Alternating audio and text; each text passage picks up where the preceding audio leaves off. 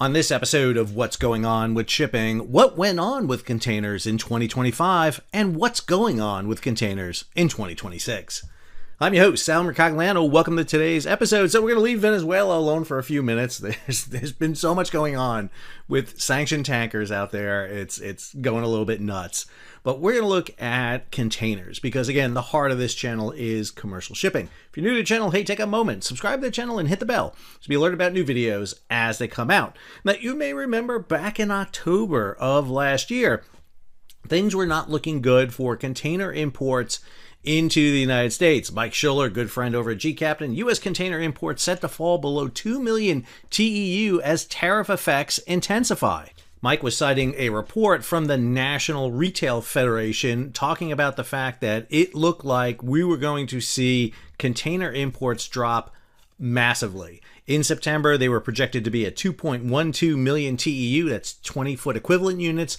In October, down to 1.97 million, then in November, down to 1.75, and finally in December, down to 1.72. Ben Hackett, who's the founder of Hackett Associations, noted this: ongoing volatility in U.S. tariff policies creating significant economic uncertainty, with trade volumes expected to see unpredictable shifts over the next 4 to 6 months.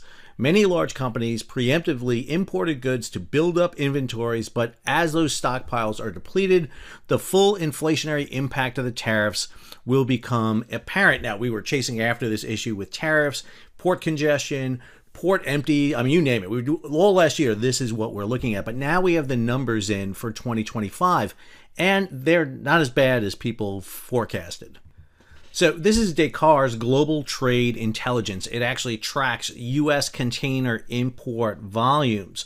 And I will show you the chart here for 2024. 2024 is a fairly typical year because what we see is dips and trends in container shipping. So for example, early in the year, first quarter, we see this dip from January to February. We will see this again.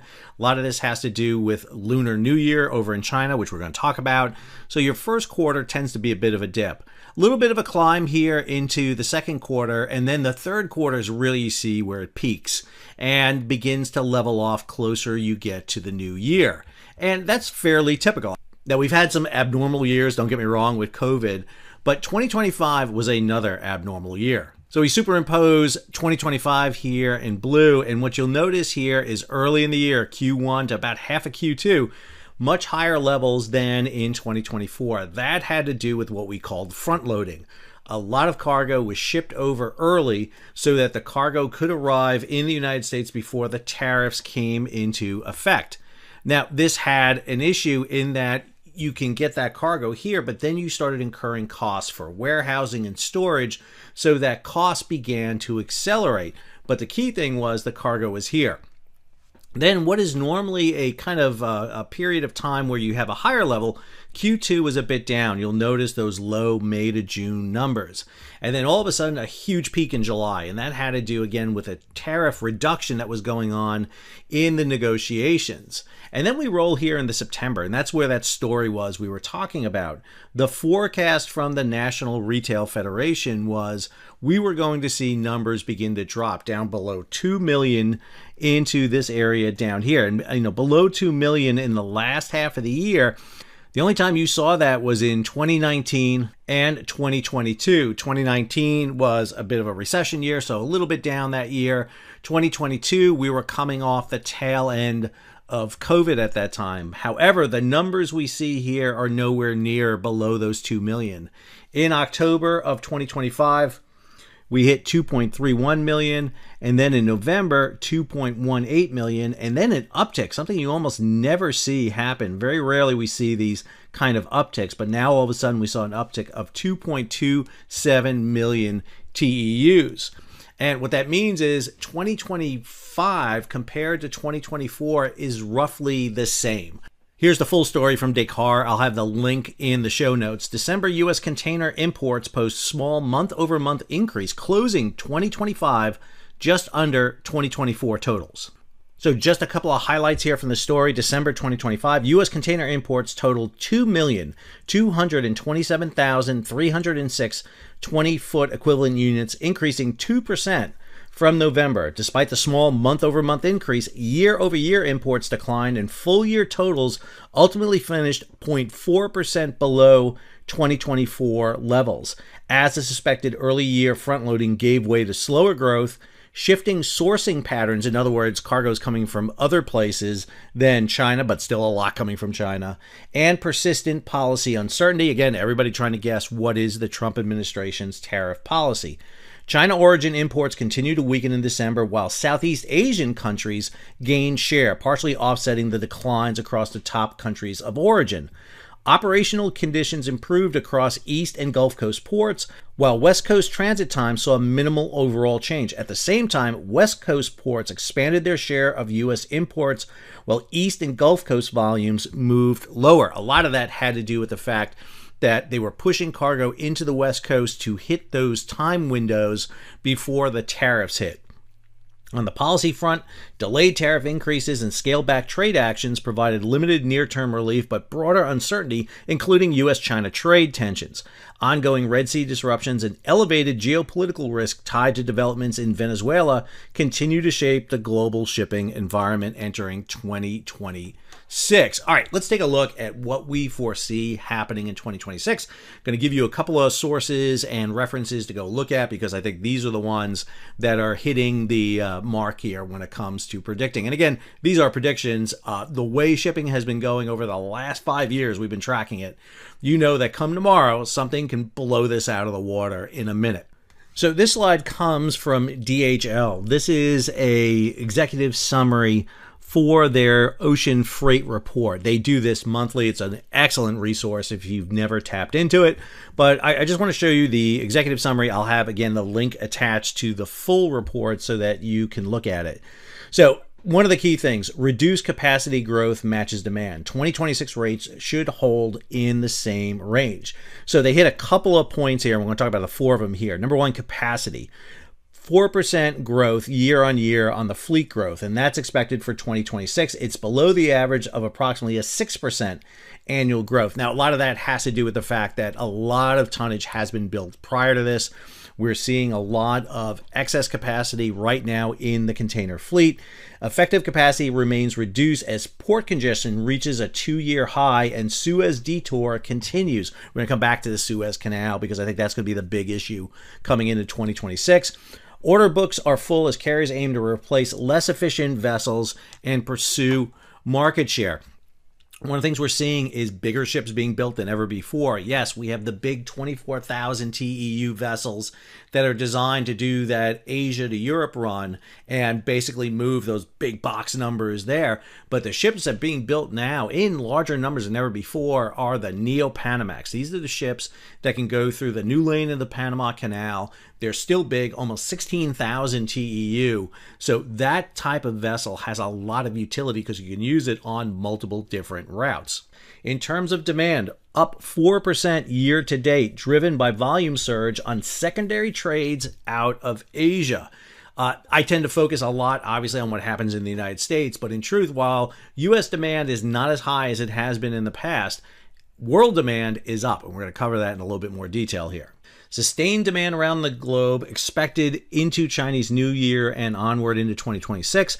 Return to Suez could fuel Asia-Europe as shorter transit times make ocean shipping more attractive.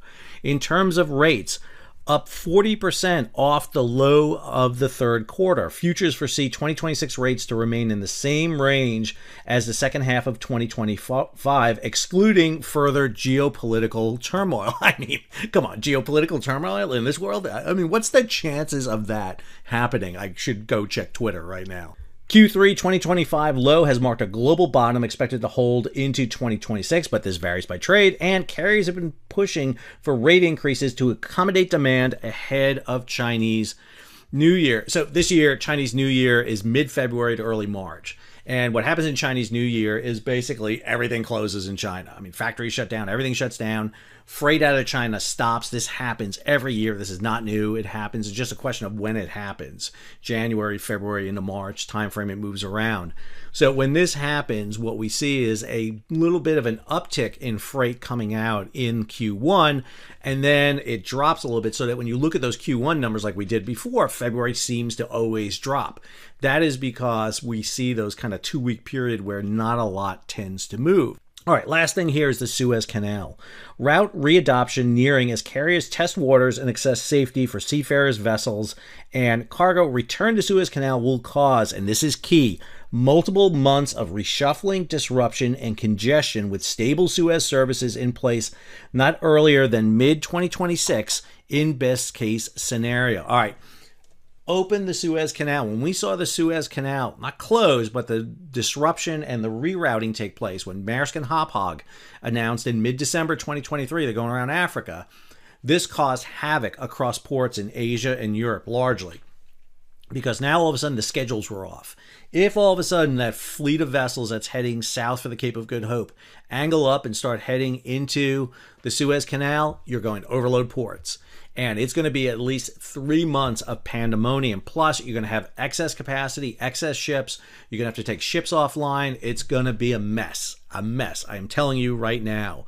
Once one shipping line does this and jumps, the other ones will follow. They're just waiting for the insurance rates to be pliable and for it to happen. I tend to foresee it will happen like this.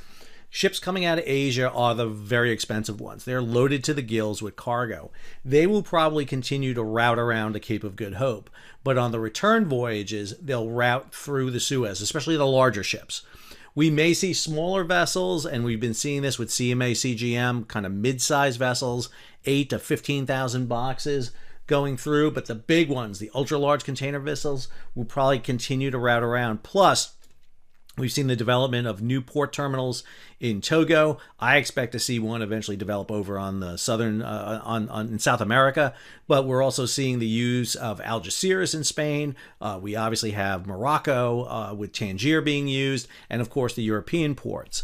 And we're getting ready to see the U.S. Southeast potentially accept these vessels. That's the big development. If they can bring them into the southeast part of the United States, envision Virginia, Norfolk, Virginia, Charleston, Savannah, then you can afford to bring those big 24,000 TEU vessels in. The problem with bringing 24,000 TEU vessels into the United States, number one, is you need to draft, both water draft and air draft. You can't go into New York, for example. You can't get under the Bayonne Bridge. You need cranes that are long enough and high enough to access the ships. But more importantly, you can't just bring them into a port like LA and Long Beach and offload 100% of them. It's too much cargo. It jams the system up. What you want to do is bring a 24,000 TEU ship in and offload a third of it in one port, a third in another, and a third in another, because you need to keep the system moving. It's a game of musical chairs, and you need to keep everything moving. All right, let's take a look at some news stories that were recently posted on GCAP and I think are going to be relevant for what we're talking about here going into 2026. First, global trade is losing steam just as the shipping industry was hoping for a steadier recovery. According to the UN's World Economic Situation and Prospects 2026 report, it projects global economic growth at 2.7% in 2026, down from an estimated 2.8% in 2025, usually, as we saw pre-pandemic, roughly around 3.2%. Geopolitical tensions, trade policy uncertainty, weak investments, high debt level are all going to weigh in on this. For shipping, the report's trade outlook is particularly sobering. Global trade outperformed expectations in 2025. We see that with the numbers of containers coming into the United States as companies rush to move goods ahead of anticipated tariff hikes and as service exports remain strong. But remember, any volatility in the system is going to give us problems. We've seen this repeatedly. Next story talks a little bit about the trade deficit in the United States. U.S. trade deficit unexpectedly narrowed in October to its smallest since 2009. Goods and services trade gap shrank 39% from the prior month to $29.4 billion. Now, the deficit was smaller than in all estimates. Imports decreased 3.2%, reflecting decline in inbound shipments of medication and non-monetary gold. Imports of pharmaceutical preparations dropped to the lowest since July of 2022. The value of all U.S. goods and services exports rose 2.6%. Remember, The container numbers are containers. It's not the value of the trade. It doesn't assume those containers are packed to the gills full of goods. We know that there are about as many containers coming in this year as in 2024. The big one is in the value of the goods. What we're seeing is U.S. imports are dropping, and therefore our exports are either remaining same or climbing just a little bit, and that is that trade deficit shrinking up. The other aspect here has to do with global container shipping rates. Drewry's World Container Index rose 16% to 2,557 per 40-foot container. That's 2 TEUs or an FEU. This is driven largely by sharp increases on the Trans-Pacific and Asia-Europe routes. Analysts at Drewry say the rally may prove short-lived, noting that the hikes appear to be opportunistic.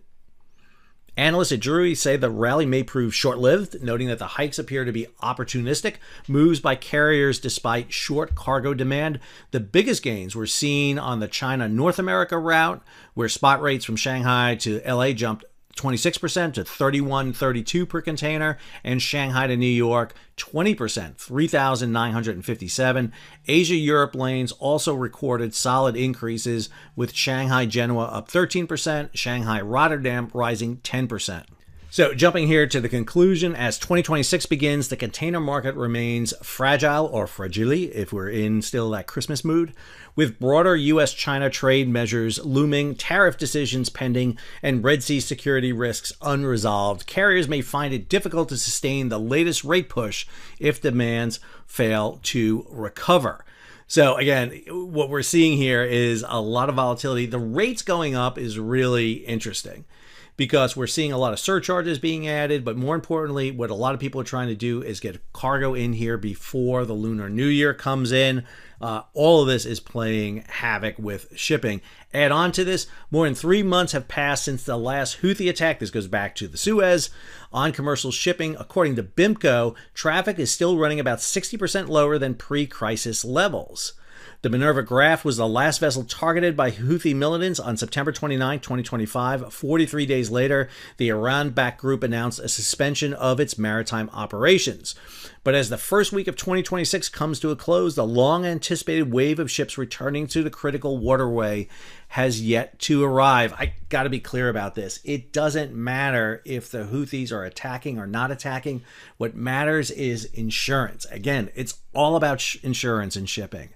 If you have a 24,000 box container ship that's worth $1 billion and the war risk insurance goes from 1% down to 0.5%, it's still cheaper to sail around Africa than it is to sail through the Red Sea.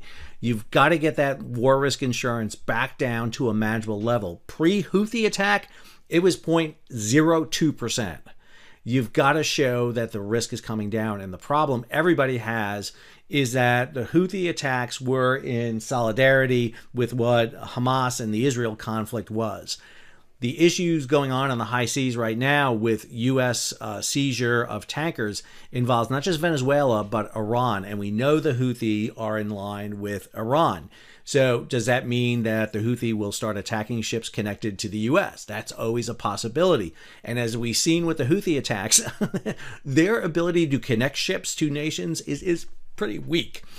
They will make any connection to justify an attack, usually after the attack.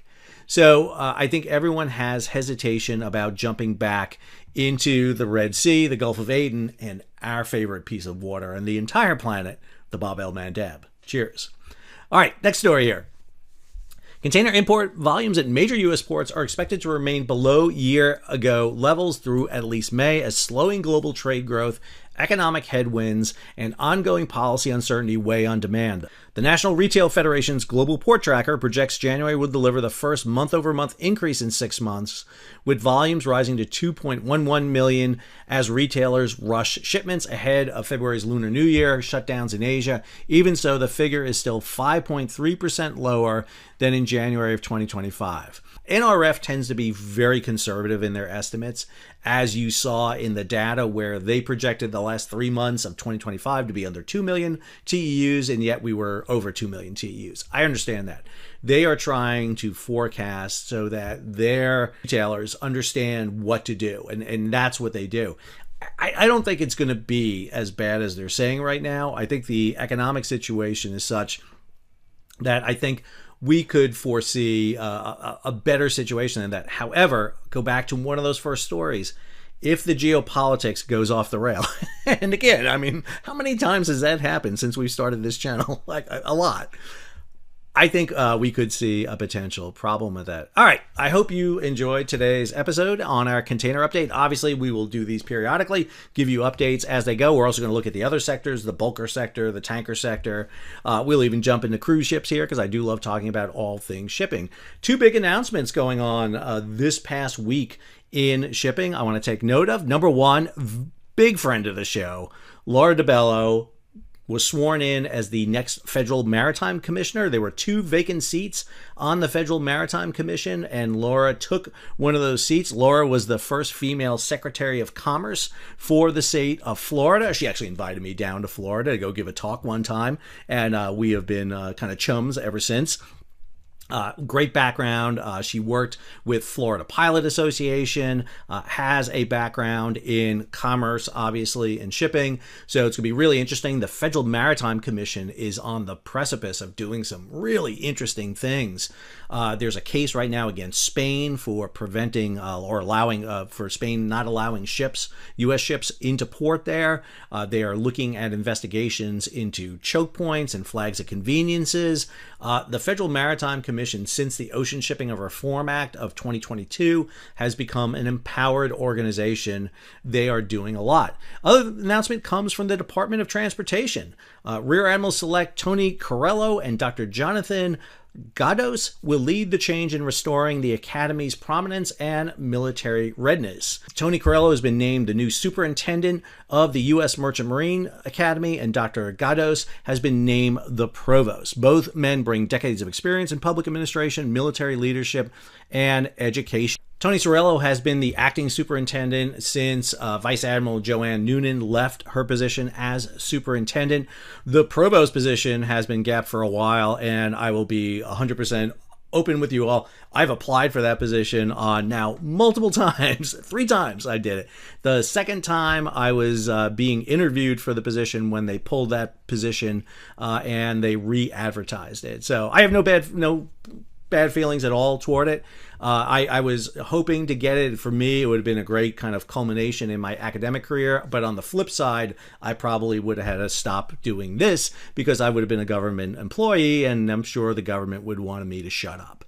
So in all things, everything works out for a reason. I want to wish the best of luck to Admiral Corello as the superintendent and to Provost Gados as it. His background for the provost, he comes from languages. He was the associate provost for the Department of Defense's language school. So he has a background, he's a PhD in German. Again, I really would have loved to have seen some maritime experience, some licensed merchant mariners in there, or people who have sailed on their license or graduated either from Kings Point or one of the state maritime schools. But, you know, this is what happens at times. So I want to wish them the best of luck. I hope you enjoyed today's episode. If you did, hey, take a moment, subscribe to the channel and hit the bell so be alerted about new videos as they come out. Leave a comment, share it across social media, and if you can, support the page. How do you do that? You hit the super thanks button down below, or head on over to Patreon and become a monthly, yearly subscriber. Since I'm not heading up to Kings Point, New York, we'll see you in the next episode of What's Going On with Shipping.